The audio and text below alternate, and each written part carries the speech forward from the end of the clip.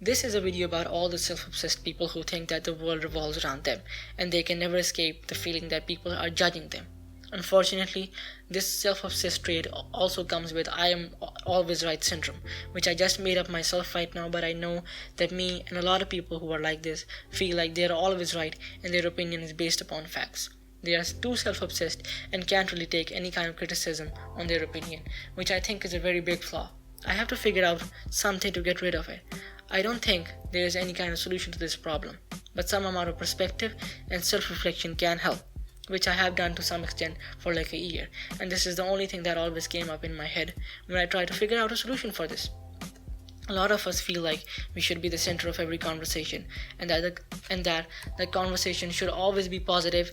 Well, newsflash, that doesn't really exist. And with this type of mentality, a lot of people think that you're just a narcissist. And why you have never heard that about yourself is because you surround yourself with the same type of friends, and they are all self-obsessed to some extent, and you don't realize that. On top of that, we walk around like we are special and we are better than a lot of people, when in reality no one really gives a shit about you, and no one's gonna give you more than 2 seconds of their attention, and even in those 2 seconds they're probably going to judge you negatively because of the way you carry yourself. And if you find someone saying, "Well, I don't judge people," then congratulations, you have found yourself a liar. This is what human beings do. They judge. You can never escape that. A lot of people are not ready to admit that they are self-centered, and they would rather choose to live in a blissful ignorance that they are very selfless, which is just an illusion that they made about themselves in their own head. Think about it like this. Whenever someone gets in a fight or an argument with someone, both of those people think that they are right in that situation, and that's because you only play or think about those scenarios in your head that make you seem right in that situation. This is where being self-critical comes in. If you can think about all the wrong things you did to the other person or hurt his feelings, and then objectively think about the things he did that made you feel bad, now collecting all of this information and putting it on a pedestal, and realizing who was more wrong, and if it was you, then apologizing for it or realizing you were wrong, that's when you know that it's your first step out of being self-centered. Obviously, this kind of situation can be applied to a lot of situations and problems to realize that you're a self-centered person. But a lot of self-centered people do not really realize, which is a bigger problem than the previous one, is that I mentioned it before, but I didn't really explain it that much. A lot of self-centered people think, or self-obsessed people think, they're really important. I just touched on it, I'm just going to explain it more. Let's say if you die today, would that really have an impact on the way this world works? Probably not. I'm not talking about the depressed people.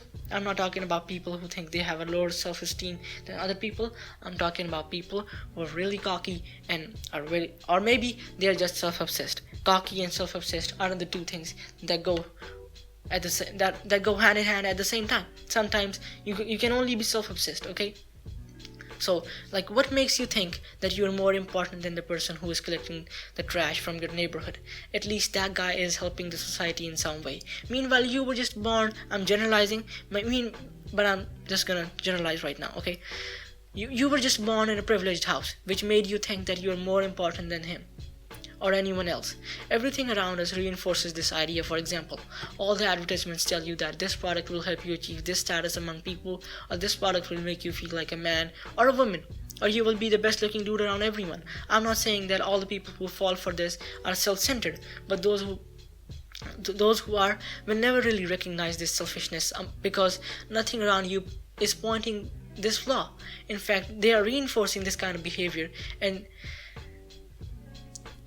in my opinion, I never really understood why people always want more than 100 people on their funeral, even more than 10 people. You are just dead. Just let go of your ego. After you are dead, there is nothing really you can do on this planet Earth. What kind of status do you want to achieve even after your death that you need a lot of people on your funeral? I mean, you're dead. Why does that even matter? At the end of the day, which school or college you go to doesn't matter if you're an asshole to everyone or just a liability to the society. You're just useless and not that important, which I assume a lot of self-obsessed people are.